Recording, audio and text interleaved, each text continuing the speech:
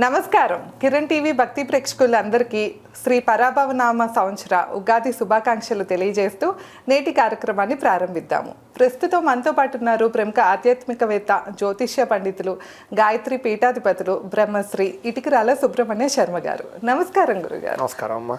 ముందుగా మీకు ఉగాది శుభాకాంక్షలు గురుగారు. తప్పకుండా మీకు ప్రేక్షకులు అందరికీ కూడా నూతన సంవత్సరం ఉగాది శుభాకాంక్షలు. ఈ పరాభవనామ సంవత్సరం ద్వాదశ రాశుల వారు కూడా సకల ఐశ్వర్య భోగభాగ్యాలు కలగాలి అని, వాళ్ళకి ఇంట్లో సకల శుభకార్యాలు జరగాలి అని, ప్రతి కార్యము విజయము జరగాలని అమ్మవారి తరపు నుంచి ప్రార్థన చేస్తున్నాను. తప్పకుండా గురుగారు మనమైతే కనుక ఇంతకు ముందర సంపూర్ణ జాతకం చెప్పుకున్నాం. సో ఏ రాశి వారు గుణగణాల దగ్గర నుంచి వాళ్ళ పుట్టిన దగ్గర నుండి చనిపోయేదాకా వాళ్ళ జీవితం ఎలా ఉంటుందో ఒక్కొక్క దశగా మీరు ఎంతో క్లియర్ గా తెలియజేశారు.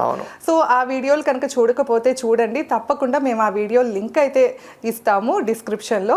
ఎందుకంటే ప్రతి రాశి గురించి ఎంతో క్లుప్తంగా తెలియజేశారు. ఇప్పుడు వచ్చేసి మనం ఈ ఉగాది పరాభవ నామ సంవత్సర ఫలితాలు అయితే తెలుసుకుందాం గురుగారు. ముందుగా వచ్చేసి ఒక చిన్న సందేహం గురుగారు. జనరల్ గా ఉగాది పంచాంగం మనం చూసేటప్పుడు ఆదాయ వ్యయాల్ని ఎందుకంటే చాలా వరకు అవి ప్రతి ఒక్కరికి, అంటే నా సొంత అనుభవంలో కూడా సింక్ అవ్వలేదు అనిపిస్తుంది. ఆదాయం వ్యయాలు కానీ రాజ్యపూజ్యాలు కానీ అవి అసలు వీటిని ఎలా చూడాలంటారు, ఒక్కసారి చెప్తారా? తప్పకుండానమ్మా. నేను సాధారణంగా ముందే ప్రతి ఉగాది ఫలితాల్లో ఈ విషయం చెప్తాను ముందుగానే. అందుకని ఇప్పుడు కూడా మీ తరపు నుంచి ప్రేక్షకులకు చెప్పేది ఏంటంటే ఆదాయ వ్యయాలను ఎలా చూడాలి అంటే కనుక సాధారణంగా మనకి ఆదాయం 6, వ్యయం 12 అంటాం. వీళ్ళకి అనుమానం వస్తుంది, గురువుగారు 6 రూపాయలు సంపాదించి 12 రూపాయలు ఎలా ఖర్చు పెడతామండి? లాజిక్ ఉందా దీనికి? అసలు సంపాదన 6 రూపాయలు ఉంటే 12 రూపాయలు ఎలా ఖర్చు పెడతాం? దీని అర్థం ఏంటి? అది జనరల్గా ఎలా కుదురుతోంది అంటే దీన్ని ఎలా అర్థం చేసుకోవాలంటే, ఒరే బాబు నువ్వు 6 రూపాయలు సంపాదించినా కూడా ఇంకొక 6 రూపాయలు దాచుకున్నావో అప్పు తెచ్చో ఎలాగో ఒకలాగా మొత్తం మీద 12 రూపాయలు ఖర్చు పెడుతున్నావు నువ్వు. ఆ సంవత్సరం నువ్వు మొత్తం మీద సంపాదన కన్నా నువ్వు ఇన్వెస్ట్మెంట్ చేసేది, ఖర్చు పెట్టేది ఎక్కువ ఉంది. అది నువ్వు దాచుకున్నది అవ్వచ్చు, అప్పు తెచ్చవచ్చు, ఇల్లు అప్పటిదాకా లేదు, అప్పటిదాకా ఇల్లు కొంటావు, లేదా ఇల్లు కడతావు, లేకపోతే వాహనం కొంటావు, అప్పటిదాకా నీకేం లేదు, వ్యాపారం పెడతావు. అంటే ఉన్న డబ్బులతో పెట్టలే కదా, ఆ సంవత్సరం సంపాదించిన డబ్బులతో కాదు కదా. దాచుకున్న డబ్బులైనా తెస్తున్నావు, కొత్తగా అప్పు అయినా చేస్తున్నావు, తెచ్చి నువ్వు ఖర్చు పెడుతున్నావు. అంటే లోన్స్ గా తీసుకొని క్రెడిట్ కార్డు వాడినా ఏవైనా కూడా వ్యయం కిందకి వస్తాయి. అవన్నీ కూడా ఖర్చుల్లోకి వస్తున్నాయి. ఆదాయం కన్నా ఖర్చుల్లోకి వస్తున్నాయి. అవన్నీ కూడా ఆదాయాన్ని మించిన ఖర్చుల్లోకి వస్తున్నాయి. అంటే దీన్ని బట్టి మనం అర్థం చేసుకోవాల్సింది ఏంటంటే, చాలా మంది అంటారు ఏమంటే ఇలా చెప్తున్నారు కానీ బ్రహ్మాండంగా సంపాదించాను ఈ సంవత్సరం, గత సంవత్సరం అంటారు. అది ఇక్కడ లాజిక్, అది అర్థం చేసుకోవడం అపార్థం.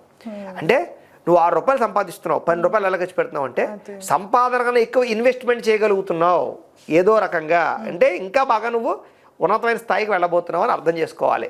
ఇల్లు కొనమో, కారు కొనమో, ప్రాపర్టీ కొనమో, ఇంట్లో పిల్లలు పెళ్లిళ్ళు చేయడమో, ఏదో మొత్తం మీద పెద్ద వ్యవస్థ చేయబోతున్నావా అని అర్థం చేసుకోలేదు తప్ప, లేకపోతే 6 రూపాయలు 12 రూపాయలు ఎలా ఖర్చు పెడతాను, ఎక్కడి నుంచి తెస్తామండి, అది లాజిక్ లేదు కదా అని అర్థం చేసుకోకూడదు.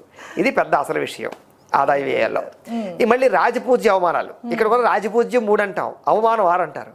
అదేంటండి బాబు, 3 మెచ్చుకుంటారు, 6 తిడతారా మమ్మల్ని, ఇది ఎక్కడ గొడవ, ఇలా ఎందుకు జరుగుతుంది, మాకు అలా జరగలేదు కదా, మేము గత సంవత్సరం మమ్మల్ని ఎవరు అవమానించలేదు, మాకే అవమానం రాలేదు. అది కాదు ఇక్కడ లాజిక్. అంటే 3 మీరు ఎదుగుతూ ఉంటే చూసి ఆనందించి సంతోషించి హెల్ప్ చేసి సపోర్ట్ చేసే వాళ్ళు ఉంటే, 6 మీరు ఎదుగుతుంటే ఓర్వలేక ఈర్ష్య, ద్వేషం, అసూయతోటి వీడిని ఎలాగైనా పాడు చేయాలనుకునే వాళ్ళు, శత్రువులు, ఇలాగ ఏదో రకమైన ప్రభావం చూపించేవారు, నరదిష్టి, నరఘోష. ఇది మీకు ఎక్కువగా ఉంది. ఎప్పుడైనా సరే ఎవరికి ఎక్కువగా నరదిష్టి, నరఘోష ఉంటుంది? బాగా సక్సెస్ అవుతున్న వాడి మీదే ఉంటుంది. కళ్ళు ఎప్పుడు వాడి మీదే ఉంటాయి. అంటే నువ్వు ఎక్కువ సక్సెస్ అవ్వబోతున్నావు అని అర్థం చేసుకోవాలి. విచిత్రంగా ఉంటుంది. ఎలా ఉంటుందండి, మీకు ఆదాయం తక్కువ ఉంటుంది, రాజపూజ్యం తక్కువ ఉంటుంది, కానీ గోచార ఫలితం చాలా అద్భుతంగా ఉంటుంది. అదేంటి మాకు అంత బాగుందని చెప్తున్నారు, రాజపూజ్య అవమానాలు తక్కువగా ఉన్నాయంటే అని అంటారు వీళ్ళందరూ కూడా.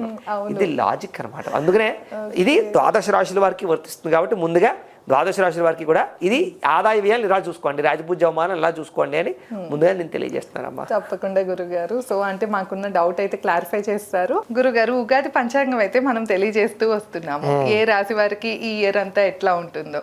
సో ఇప్పుడు వచ్చేసి మనం వృషభ రాశి గురించి మాట్లాడుకుందాం గురుగారు. తప్పకుండా. ఈ వృషభ రాశి వారికి ఉగాది తర్వాత ఎలా ఉండబోతుంది అంటారు? తప్పకుండానమ్మా. అయితే ఈ పరాభవనామ సంవత్సరంలో వృషభ రాశి వారికి ఎలా ఉంటుంది అంటే కనుక ఎవరెవరి వృషభ రాశిలోకి వస్తారో ముందు తెలుసుకుందాం. కృత్తికా నక్షత్రం 2, 3, 4 పాదాల వారు, రోహిణి నక్షత్రం 1, 2, 3, 4 పాదాల వారు, మృగశిర నక్షత్రం 1, 2 పాదాల వారు కూడా ఈ వృషభ రాశిలోకి వస్తున్నారు కాబట్టి వృషభ రాశిని చూసుకోండి.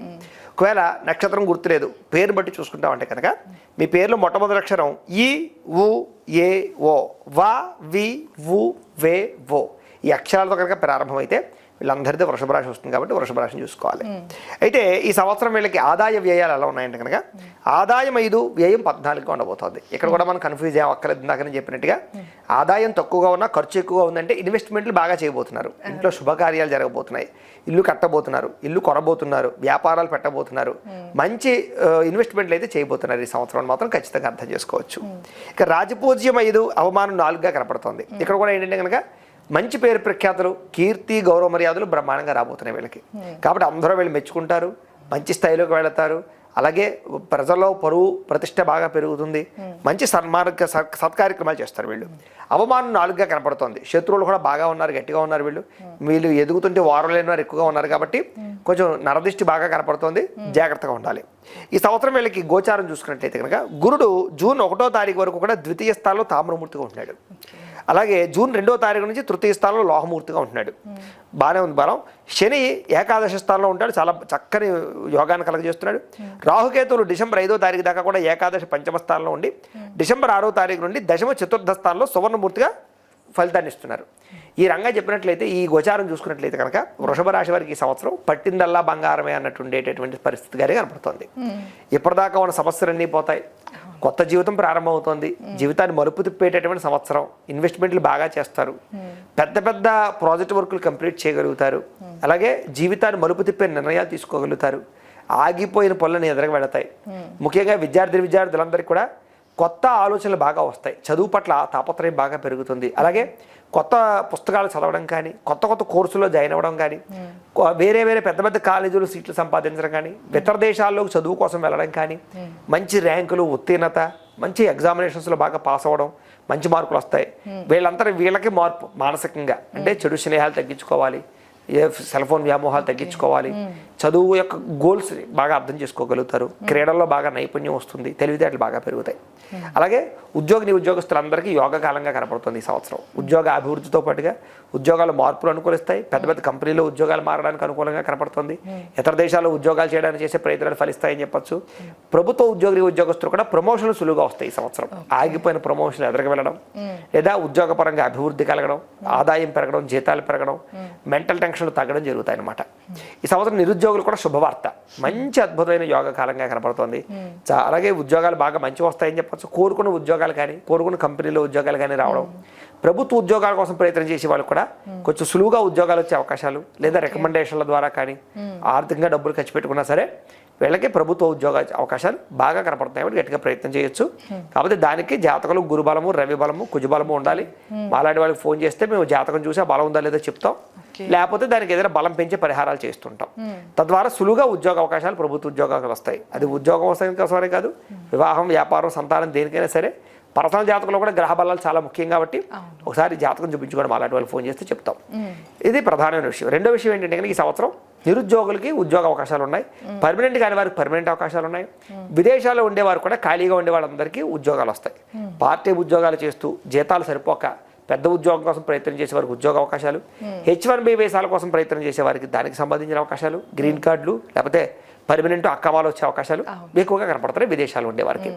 ఇల్లు కట్టాలనుకున్నా, కొనాలనుకున్నా విదేశాల్లో యోగం కనపడుతుంది కాబట్టి అక్కడ కొనొచ్చు. విదేశాల్లో స్థిర నివాసం కనపడుతుంది. అక్కడి నుంచి ఏదైనా ప్రాపర్టీస్ కొనడానికి, ఇక్కడ డబ్బులు పంపడానికి ప్రయత్నం చేసినా సులువుగా కొనగలుగుతారు. మొత్తం మీద ఏంటంటే ఈ సంవత్సరం గృహయోగం బాగా ఉంది ఈ రాశి వారికి. ఇప్పటిదాకా ఇల్లు లేని వాళ్ళందరికీ ఇల్లు కట్టుకోవడానికి లోన్ రావడం కానీ, పర్మిషన్ రావడం కానీ, లేదా ఏదో రకంగా గృహం కట్టుకునే అవకాశం ఉంది. పెద్దల ద్వారా సంక్రమించే ఆస్తులు సంక్రమించే అవకాశాలు ఉన్నాయి, భూములు సంక్రమించే అవకాశాలు ఉన్నాయి, అగ్రికల్చర్ ల్యాండ్లు కొనుక్కునే అవకాశాలు కనపడుతూ ఉన్నాయి, ప్రాపర్టీస్ మీద బాగా ఇన్వెస్ట్మెంట్ చేసే అవకాశాలు, బంగారం మీద ఇన్వెస్ట్మెంట్ చేసే అవకాశాలు ఎక్కువగా కనపడుతూ ఉన్నాయని చెప్పొచ్చు. పాలసీలు, ఇన్సూరెన్సులు లాంటి వాటి మీద ఇన్వెస్ట్మెంట్ చేయడం, కట్టడం, భవిష్యత్తు నిర్ణయాలు తీసుకోవడం, జాగ్రత్త తీసుకోవడం, వీటి మీద బాగా ఆసక్తి చూపిస్తారని చెప్పొచ్చు. ఫ్యాక్టరీలు, ఇండస్ట్రీలు పెట్టడానికి ఎక్కువ తాపత్రయపడతారు. వ్యాపారం అంటే ఉద్యోగాలు చేసే వాళ్ళు కూడా వ్యాపారంలోకి రావడానికి ఇంట్రెస్ట్ చూపిస్తారు. రావడమే కాదు సక్సెస్ అవుతారని చెప్పొచ్చు. కొత్త వ్యాపారాలు పెట్టే ప్రతి ఒక్కరికి కూడా చాలా అద్భుతమైన వ్యాపార లాభాలు ఈ సంవత్సరం కనపడుతున్నాయి. బ్యాంకు లోన్లు మంజూరు అవుతాయి. ముఖ్యంగా వీళ్ళకి ఏం పని చేద్దామన్నా సరే వ్యాపారాలు పెట్టడానికి కానీ దానికి దీనికి పర్మిషన్లు, సబ్సిడీలు, లోన్లు పొందగలిగే అవకాశాలు సులువుగా కనపడుతున్నాయి కాబట్టి వ్యాపారాలు బ్రహ్మాండంగా పెట్టుకోవచ్చు. ఈ సంవత్సరం ఏంటంటే కనుక వివాహం కాని స్త్రీ పురుషులందరికీ కూడా వివాహ యోగ్యత సులువుగా కనపడుతోంది. సంబంధాలు నలిగిపోవడం కానీ, లేదా జాతకాలు నప్పక ఆగిపోవడం కానీ, లేదా రెండో పెళ్లిళ్ళు, మూడో పెళ్లిళ్ళు చేసుకోవడానికి ప్రయత్నం చేసే వాళ్ళకి ఈ సంవత్సరం వివాహ యోగ్యాలు బాగా ఉన్నాయి. అలాగే ప్రేమ వివాహాలు జరుగుతాయి, పెద్దలు కుదిర్చిన వివాహాలు జరుగుతాయి, ఇష్టమైన వాళ్ళతో వివాహాలు జరుగుతాయి, ప్రేమించిన వ్యక్తులు కలుసుకుంటారని చెప్పొచ్చు. కొత్తగా ఏమైనా ప్రపోజ్ చేద్దామంటే ఈ సంవత్సరం బాగా కలిసి వస్తుంది, అంగీకరిస్తారు. ఇంట్లో ప్రేమ పెళ్లికి ఇంట్లో ఒప్పుకోకపోతే ఎప్పటి నుంచో సాగిపోతున్నా ఈ సంవత్సరం గట్టిగా ప్రయత్నం చేస్తే ఇంట్లో వాళ్ళు కూడా కొంచెం కాంప్రమైజ్ అవుతారని చెప్పొచ్చు. ప్రేమ పెళ్లిళ్ళు జరిగేటటువంటి కాలంగా ఈ సంవత్సరం కనబడుతుంది. కాకపోతే మధ్యలో ఎవరో ఒకరు పొల్ల పెట్టడం కానీ, అడ్లు పెట్టడం కానీ, మీ పెళ్లి ఆపడానికి కానీ ప్రయత్నం చేస్తూ ఉంటారు కాబట్టి తత్తు జాగ్రత్తలు మాత్రం ఖచ్చితంగా తీసుకోవాలి. అలాగే సంతానం కోసం ప్రయత్నం చేసే వారికి ఈ సంవత్సరం అద్భుతమైన సంతాన యోగ్యత కనపడుతుంది. ఐవే ట్రీట్మెంట్ సక్సెస్ అవుతాయి. మెడిసిన్స్ వాళ్ళకి మామూలుగా న్యాచురల్గా ప్రయత్నం చేసే వాళ్ళకి కూడా పుత్ర సంతాన యోగ్యం కానీ, స్త్రీ సంతాన యోగ్యత కానీ, లేదా రెండో పిల్లల కోసం, మూడో పిల్లల కోసం చేసే ప్రయత్నాలు కానీ, సరోగసి ద్వారా ప్రయత్నాలు చేసేటటువంటి వాళ్ళు కానీ ఈ సంవత్సరం ఏదైనా సంతాన యోగం ఖచ్చితంగా కనపడుతుంది కాబట్టి గట్టిగా ప్రయత్నం చేయొచ్చు ఈ సంవత్సరం. రైతులకి ఎలా ఉంది గురుగారు? రైతులకి ఈ సంవత్సరం ఏంటంటే కనుక చాలా అద్భుతమైనటువంటి యోగ కాలంగా కనపడుతుంది. పంట లాభాలు ఉంటాయి, తెలివితేటలు బాగా పెరుగుతాయి. చదువుకున్న వాళ్ళు ఈ సంవత్సరం వ్యవసాయంలోకి వస్తారు. గ్రాఫ్టింగ్ పద్ధతులు, ఆర్గానిక్ వ్యవసాయాలు, టెక్నాలజీని ఉపయోగించే వ్యవసాయం చేయడాలు, ఎక్స్పోర్ట్ చేయడాలు, పంటలను ఎక్స్పోర్ట్ చేయడాల్లో తెలివితేటలు, సొంతంగా మార్కెటింగ్ చేసుకోవడాలు, ఇలాగ చాలా అద్భుతమైనటువంటి తెలివితేటలు ప్రదర్శించగలుగుతారు. పంటకి గిట్టుబాటు ధర బ్రహ్మాండంగా రాబోతుందని చెప్పచ్చు. ఈ సంవత్సరం విదేశీయాన యోగ్యతలు బాగా ఉన్నాయి. విదేశాలు వెళ్ళడానికి వీసాలు ప్రయత్నం చేసుకోవచ్చు. అలాగే ఎవరైనా మొగుళ్ళు అక్కడ ఉండి భార్యల కోసం ప్రయత్నం చేస్తూ ఉంటే వాళ్ళు వెళ్ళే అవకాశాలు ఉన్నాయి. ఇలాగ లావాదేవీలు, దేశాలు మారడాల అవకాశాలు బాగా కనపడుతున్నాయి కాబట్టి విదేశాలు వెళ్ళే అవకాశం ఈ సంవత్సరం చాలా బాగుంది. ఈ సంవత్సరం విద్యార్థులకు ఫస్టే చెప్పాను కదా, విద్యార్థులకు అనుకూలంగానే కనపడుతుంది.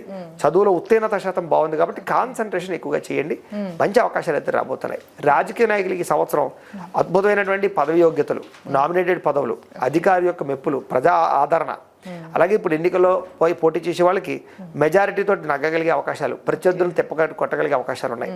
సినిమా, టీవీ, మీడియా రంగాల వారికి, కళాకారులకి, లేదా యూట్యూబ్లు, ఫేస్బుక్లు, ఇన్స్టాగ్రాముల్లో కళలను ప్రదర్శించేటటువంటి వాళ్ళందరికీ బ్రహ్మాండ రెవెన్యూ జనరేట్ అవుతుంది. ఫాలోవర్స్ పెరుగుతారు, ఫ్యాన్స్ పెరుగుతారు, అవకాశాలు పెరుగుతాయి, పలు భాషలో అవకాశాలు వస్తాయి. డైరెక్టర్లకు బాగా యోగకాలంగా కనపడుతుంది. ప్రొడ్యూసర్లకు డబ్బులు మిగులుతాయి.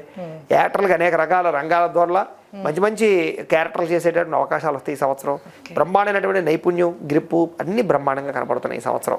కాకపోతే ఈ సంవత్సరం అనవసరమైన రుణాల ప్రభావం, ఆర్థిక ఇబ్బందులు, ప్రధానంగా ఏంటంటే విపరీతంగా ఖర్చులు, తిరగడాలు, ప్రయాణాలు కనపడుతున్నాయి. ప్రయాణాన్ని చాలా బాగా ఇష్టపడతారు ఈ సంవత్సరం. కుటుంబంతో, ఫ్యామిలీ మెంబర్స్ తోటి యాత్ర చేయడానికి, యాత్రలో హ్యాపీనెస్ని బాగా ఎంజాయ్ చేస్తారు, ఆస్వాదిస్తారు.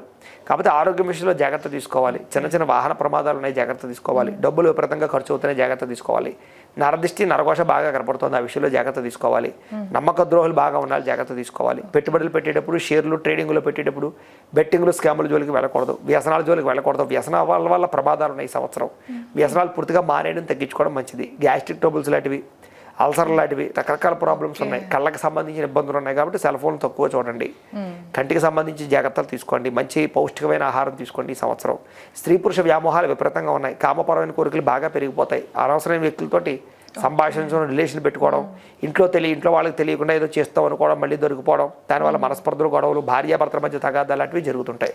కాబట్టి వాటి విషయంలో జాగ్రత్త తీసుకోండి. గురుగారు, ఇది అంటే సంవత్సరం మొత్తం ఇట్లా అంటే నెగిటివ్ వీక్ కొన్ని చెప్పారు కదా, పర్టికులర్ గా ఏవైనా నెలల్లో జాగ్రత్త తీసుకోవాలా లేకపోతే సంవత్సరంలో ఏ సమయంలోనే ఇవన్నీ జరుగుతాయమ్మా? అంచేతంటే గ్రహస్థితి ప్రభావం కదా, అంచేత ఇది సంవత్సరంలో ఇప్పుడు టోటల్ గా జరిగే పరిస్థితుంది కాబట్టి ఇవన్నీ మొత్తం సంవత్సరం అంతా జాగ్రత్త తీసుకోవాలి ఇలాంటి విషయాల్లో మాత్రం. కాకపోతే భార్యాభర్తల మధ్య సఖ్యత అయితే ఉంటుంది. లేనిపోని తగాదాలు వచ్చినా మళ్ళీ కలుస్తారు. కుటుంబ వివాదాలు పరిష్కారం అవుతాయి. కోర్టు వివాదాలు అనుకూలత కనపడుతుంది. కోర్టు విజయాలు కనపడుతూ ఉన్నాయి. ఏదైనా పోలీస్ కేసులు ఇరుక్కుని ఇబ్బంది పడే వాళ్ళకి ఈ సంవత్సరం కొంచెం ఏదో కారణం చేత రికమెండేషన్లో డబ్బులు కట్టో అలాంటి పరిస్థితుల నుంచి బయటపడగలుగుతారని చెప్పొచ్చు. లేదా కోర్టు వివాదాల్లో విజయం పొందే అవకాశాలు కనపడుతూ ఉన్నాయి. ఆస్తులు సంక్రమించే అవకాశాలు ఉన్నాయి. భూములు కొనుగోలు చేసే అవకాశాలు ఉన్నాయి. రిజిస్ట్రేషన్లు ఆగిపోయిన ఎదరకు వెళ్తాయని చెప్పొచ్చు. అలాగే ఇన్నోవేటెడ్గా ఆలోచించడం, పెద్ద పెద్ద వ్యాపారాలు చేయడం, లేదా పెద్ద పెద్ద పర్మిషన్లు తెచ్చుకోవడం, నాయకుల యొక్క సపోర్ట్ తీసుకోవడం లాంటివి వీళ్ళకి బాగా కలిసి వస్తుంది ఇది ఈ సంవత్సరం. ఏ దైవారాధన చేయాలంటారు? తప్పకుండా వీళ్ళకి కలిసి వచ్చేటటువంటి సంఖ్య ఏమిటంటే కనుక 3, 5 వీళ్ళకి బాగా కలిసి వస్తుంది. కలిసి వచ్చే రంగు ఆకుపచ్చ రంగు, నీలం రంగు, పసుపు రంగు వీళ్ళకి బాగా కలిసి వస్తున్నాయి. కలిసి వచ్చే వారాలు ఆదివారము, మంగళవారము వీళ్ళకి బాగా కలిసి వస్తుంది. వీళ్ళు చేసుకోవాల్సినటువంటి జపాలు ఏంటంటే కనుక రాహుకి, కేతువుకి, గురుడికి, శనికి జపతర్పణ హోమాలు చేయించుకుని, లక్ష్మీ గణపతి హోమము లేదా లక్ష్మీ కుబేర హోమము, సుదర్శన హోమము చేయించుకున్నట్లయితే వీళ్ళకి ఈ సంవత్సరం అంతా చాలా బాగుంటుంది. అయితే పరిహారాలు చేయించుకోవాలన్నట్లయితే కనుక మమ్మల్ని సంప్రదిస్తే మా పేటలో బ్రాహ్మణులతోటి మేము ఈ జపాలు హోమాలు చేయిస్తాం. వాడు స్వయంగా వచ్చి పాల్గొనవచ్చు లేదా పూజలేక ప్రసాదం పంపించడం జరుగుతుంది. లేదు ఇవన్నీ కాదండి మా ఇంట్లో మేము సొంతంగా ఏదైనా పరిహారం చేసుకోవాలి, ఏం చేసుకోమంటారంటే కనుక లలితా సహస్రం పారాయణ చేసుకోండి, విష్ణు సహస్రం పారాయణ చేసుకోండి, దేవి ఖడ్గమాల స్తోత్రం పారాయణ చేసుకోండి, మణిద్వీపవనాన్ని పూజ చేసుకుని పారాయణ చేసుకోండి. సప్త శనివారాల వ్రతం, సంకష్టార చతుర్థి వ్రతం, 16 సోమవారాల వ్రతం చేసుకున్నా బాగా కలిసి వస్తుంది. ప్రతి ఏకాదశి రోజు, ప్రతి పౌర్ణమి రోజు సత్యనారాయణ స్వామి వ్రతం చేసుకోండి. దీనివల్ల మీకు సంవత్సరం అంతా ఏ ఇబ్బంది లేకుండా శుభకార్యాలు జరుగుతాయి, సకల శుభాలు జరుగుతాయి. తప్పకుండా గురుగారు, చాలా సంతోషం.